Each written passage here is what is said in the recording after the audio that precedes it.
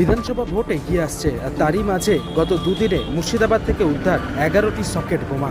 গত 24 তারিখ মুর্শিদাবাদের ইসলামপুর থেকে 6টি সকেট বোমা উদ্ধার করে পুলিশ এবং সেই তদন্তের উপর ভিত্তি করে দৌলতাবাদে 5টি সকেট বোমা উদ্ধার করা হয় 27 তারিখে।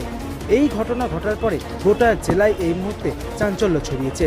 পুলিশ সূত্রে জানা গিয়েছে, গোপন সূত্রের উপর ভিত্তি করে এই 11টি সকেট বোমা গত দুদিনে উদ্ধার করা সম্ভব হয়েছে।